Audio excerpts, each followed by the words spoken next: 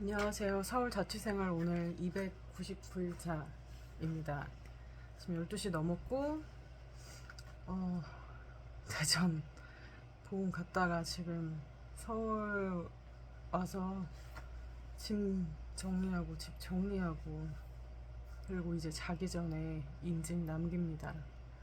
하루 동안에, 뭐, 지금 1박 2일 동안에 500km 넘게 운전했고, 음, 네, 여기저기 많이 다녔습니다. 오늘 대전에 힐스테이트 선화 그 분양하는 곳도 다녀왔고, 뭐 설명도 들었고, 그 주택을 이제 갭 투자식으로 하고, 뭐 27년까지 갖고 가지 말고, 중간에 피 받고, 프리미엄 받고 팔 생각해라. 그래서 뭐, 자기도 뭐 한 두세 채 갖고 있다. 그렇게 얘기하시면서.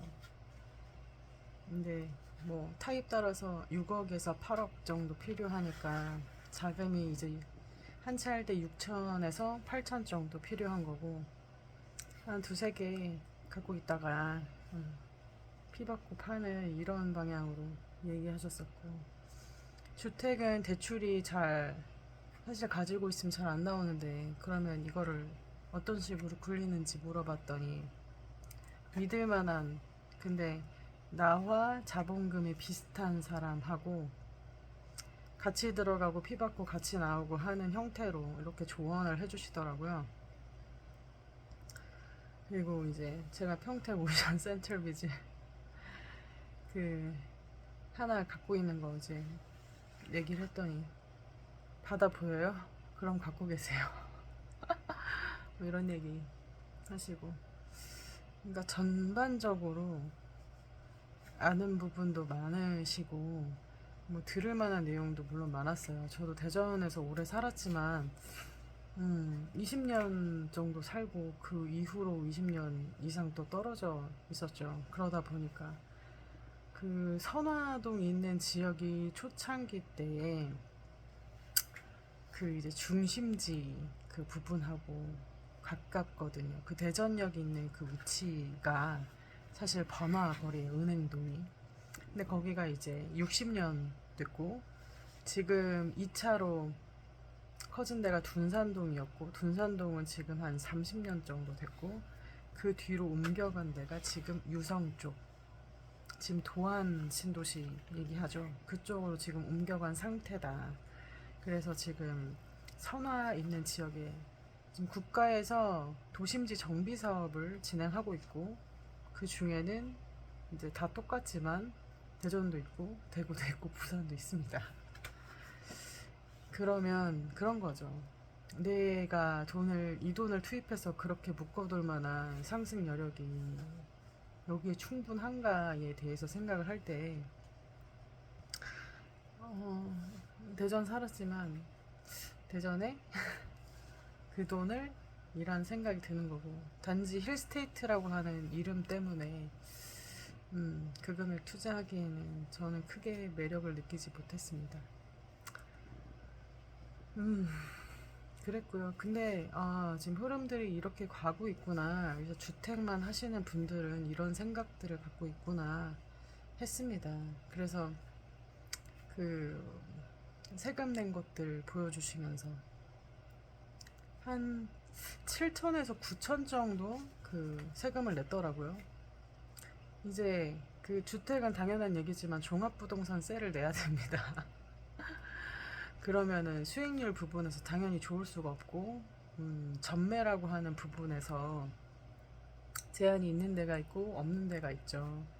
그런 부분들도 잘 비교를 해봐야 되고, 초기 투자금 한 지금 제가 하는 지식산업센터에서는 한 세 채 할 금액을 한 채밖에 못하고 종합부동산세 더 많이 내고 그리고 이제 기간도 더 오래 걸리고 그러면 이게 무슨 매력이 있나 라는 생각을 전 했고 네, 제 일을 더 잘해야겠습니다 라는 생각을 저는 결론 내렸고 제 아이들이 증명사진을 찍었더라고요. 유치원에서 찍었고 그거를 이제 아이 아빠한테 선물로 받았습니다. 음, 저는 보고 있지만 이제 아이들 보호 차원으로 사진은 이제 공개하지는 않겠습니다. 그리고 저 SNS 잘 하지만 네, 아이 아빠는 별로 안 좋아합니다. 애들을 이용을 해서 뭐 이렇게 팔로워 늘리냐라는 식으로 생각을 해요. 상대방이. 저는 추억이어서 올리는 부분을 다 자기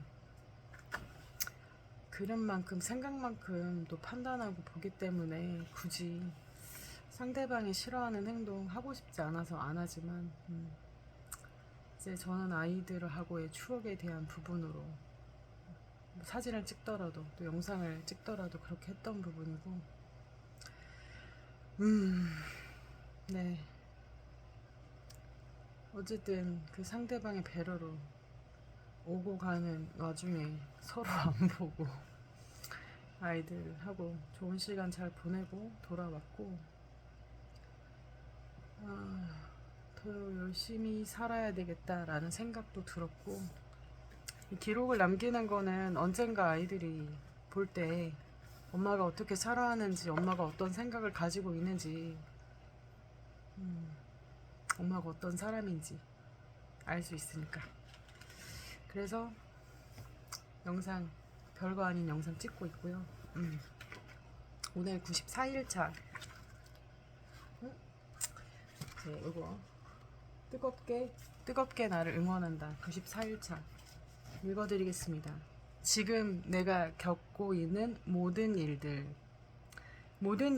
꼭 필요한 순간에 필요한 배움을 얻는다. 지금 경험하고 있는 모든 일들은 일어나야만 할 일들이었고 그 경험 속에서 필요한 배움을 얻으면 된다. 네, 94일차 저한테 필요한 내용이네요. 맞아요. 제가 겪은 일들도 누군가가 다 겪은 일이고 누군가가 다 아파했던 일이고 또 누군가가 앞으로 겪을 때 제가 위로할 수 있는 일이죠. 그 위로에는 뭐 옛날에는 지금은 이제 개인정보 보호 엄청 사람들이 민감하잖아요. 옛날에 그렇지 않았던 때가 있었고 제 명의로 된 것을 제 가족 중에 누군가가 쓰고 그거를 갚아야 하는 시간이 저한테 있었습니다. 그게 한 20년 정도 있었습니다. 그때 너무 절망스러웠고 너무 힘겨웠고 힘들었고 너무 화가 났고 왜 나한테 이렇게 힘든 일이 생기는 거야 했었어요. 뭐 좋은 일은 아니지만 근데 그 일 통해서 저도 배웠고 물론 금융에 대해서 재테크에 대해서 이제 돈에 대해서 좀 잘 배웠으면 좋았을 텐데 하는 아쉬움 저한테 있습니다. 지금이라도 이제 저는 배웠고 늦게나마 배우고 저같이 몰랐던 사람들 잘 돕고 싶은 마음이 있습니다. 그래서 지금 내가 금전적으로 힘들다 나 빚이 있다 뭐 이런 분들도 근데 지금 선택을 하셔야 돼요. 내가 이걸 공부를 해서 정복을 하겠다. 내가 한번 알아보겠다. 내가 지금과 다르게 살겠다. 그런 결단과 결심이 먼저입니다. 바라지 않는 일은 생기지 않아요. 제가 전화 통화할 때 대부분 뭐 괜찮습니다 이런 얘기들을 하시는데 사실 내가 지금 있는 수입으로 만족하시는 거 거의 아니시잖아요. 더 벌어야 되잖아요. 내가 서울에 집 한 칸 얻으려면 월급 가지고 정말 택도 없어요. 정말 죽어서 무덤 갈 때까지 정말 뼈 빠지게 일을 해도 쉽지 않은 일이에요. 내가 연 1억을 벌어도 실제 그 세후에 내가 받는 돈은 600, 700 될까 말까거든요. 그러면 정말 힘듭니다. 그 돈 꼬박꼬박 한 푼도 안 쓰고 모을 수 있는 게 아니잖아요. 그렇기 때문에 우리가 재테크가 필요합니다. 그리고 돈에 대해서 잘 알아야 되고 잘 모르면 속을 수밖에 없고 당할 수밖에 없습니다. 그래서 공부가 필요한 거고, 그래서 그런 얘기를 하고 싶은 거고, 어떤 분 이제 통화할 때 이런 얘기를 해요. 먹고 죽어도 뭐 할 돈 없다 이런 얘기, 바쁘다 이런 얘기, 관심 없어요 이런 얘기. 근데 잘 들으세요. 재테크에 관심 없고 돈에 대해 관심 없으면 그 돈이 당신한테 다가올 일은 절대 생기지 않습니다. 그렇기 때문에 잘 알아야 되고 배워야 되고 관심 가져야 됩니다. 그게 꼭 지식산업센터가 아니어도 상관없으니까 꼭 가지시고 관심 갖고 꼭 정복하시기를 바랍니다. 적어도 제 유튜브 보시는 분들은 돈 버셔야죠. 그리고 좀 안정적으로 사셔야죠. 시간적으로도 경제적으로도 자유 얻으셔야죠. 그래야 정서적인 안정도 찾아올 수 있습니다. 그러니까 꼭 공부하세요. 돈에 대해서 꼭 공부하세요. 저는 그래서 이걸 정복해야 되겠다 생각했고, 그런 20대 때 아픔이 있었다면 30대, 40대 그 지나고 나서의 저희 아픔은 결혼에 대한 실패였어요. 이 영상을 보시는 분들 나이대가 어떨지 제가 잘 모르겠으나 그 뭐 실패의 기억이 좋지 않죠. 근데 그 일을 통해서 절망할 필요도 없어요. 우리 인생 길게 살잖아요. 그리고 인생의 기쁨이 꼭 연애에 대한 기쁨만 있지 않고 꼭 돈에 대한 기쁨만 있지 않습니다. 인간은 관계에 대한 기쁨도 필요하고 적절한 돈이 있어야 내가 누군가 생일일 때 선물도 사주고, 내가 누군가가 도움 필요할 때 도움도 주고, 또 누군가가 배고파할 때 밥도 사주고, 이렇게 할 수 있는 여유가 있을 때 삶이 좀 윤택해지잖아요. 전 그렇게 살고 싶거든요. 그래서 제가 일을 한 이유고, 그리고 그래서 제가 부동산을 선택한 이유예요. 이왕에 똑같이 힘들 거면 좀 더 버는 일을 저는 선택했을 뿐이고, 그리고 그 목표를 위해서 잘 열심히 최선을 다해서 달려가는 중입니다. 그리고 요즘에 이제 정말 정신적으로 이상 있으신 분들이 많으신데, 그 물질적인 풍요를 얻기까지 정말 배 고팠던 세대 분들 애쓰셨어요. 되게 감사하게 생각해요. 근데 그렇게 무언가 한쪽이 얻을 때는 한쪽을 잃을 수밖에 없어요. 우리나라가 그래서 윤택해지고 부유해진 부분이 있지만 정신적으로 굉장히 핍절해졌죠. 그래서 그 두 가지 지금 균형이 없는 상태예요. 그리고 균형이 필요한 상태이고. 뭐가 있으세요? 정신적인 윤택함이 있으세요? 아니면 물질적인 윤택함이 있으세요? 그 두 가지 다 갖고 계시면 정말 축복받은 거 같고요. 한쪽만 있으시다면 분명히 한쪽을 채우셔야 되세요. 잘 채우시길 바라고, 저도 그 두 가지를 균형 있게 채우기 위해서 공부도 하는 것이고 또 일도 하는 것이고, 또 그러느라 이런 시간들도 보내고 있는 중이에요. 제가 선택한 부분도 있겠지만 정말 예상하지 못하게 저한테 벌어진 일들도 정말 많은데 견뎌내는 중이고, 제 아이들도 또 제 주변의 분들도 각자의 몫을 잘 견뎌내고 있는 중이라고 생각합니다. 성경에는 이런 표현이 있습니다. 사람이 감당할 시험밖에는 하나님이 주시지 않는다. 그리고 정말 그 일이 너무 힘들 때는 피할 길도 예비해 주신다. 이런 내용들이 있어요. 정말 남들한테 말 못할 그런 아픔이나 힘든 부분들이 있으시다면 하나님이 더 강하게 하시려고 그 일 허락해 주신 것이고, 그리고 정말 내가 너무 죽을 것 같을 때는 피할 길도 주십니다.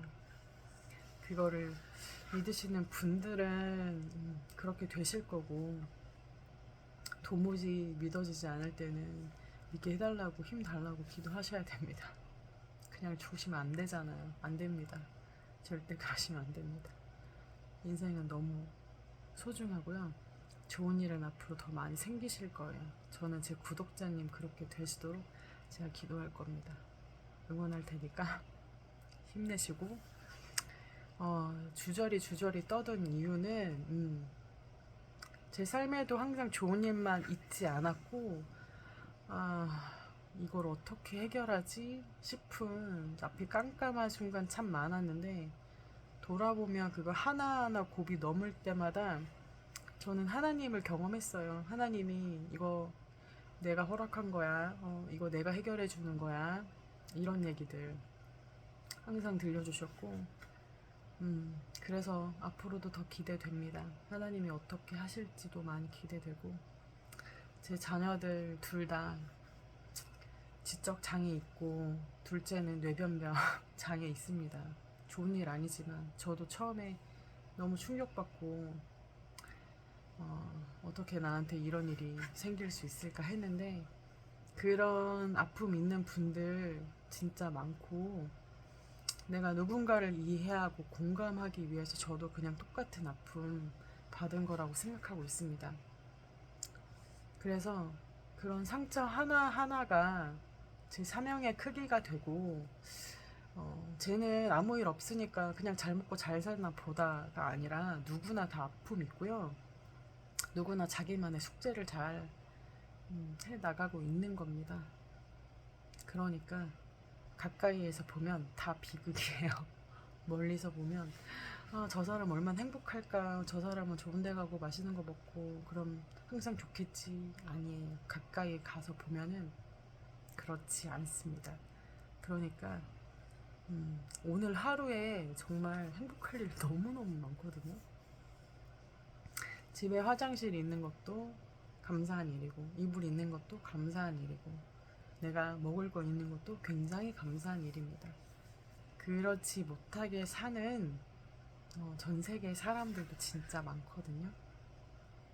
그래서 저는 지금 이렇게 쉴 수 있는 공간이 있는 것도 감사하고, 1년 만에 아이들 본 것도 감사하고, 아이들이 씩씩하게 잘 자라준 것도 감사하고, 엄마 잊어버렸을까봐 걱정했는데 아이들이 다 기억해 준 것도 너무 감사하고, 그래서 행복한 시간 보냈고, 그리고 엄마 다시 올 거야 했을 때 잘 기다려준 아이들도 너무 고맙고 감사했습니다. 감사한 일 참 많은데, 저도 많이 최선을 다해서 살고, 그리고 최선을 다해서 많이 베풀면서 사는 그런 사람 될 겁니다. 그러니 구독자님들께서도 그렇게 잘 힘내셨으면 좋겠습니다. 기도하겠습니다. 알겠죠? 오늘도 수고 많으셨고 편히 쉬세요. 안녕. 마사히로. 다음에 우리 다 같이 보자. 안녕.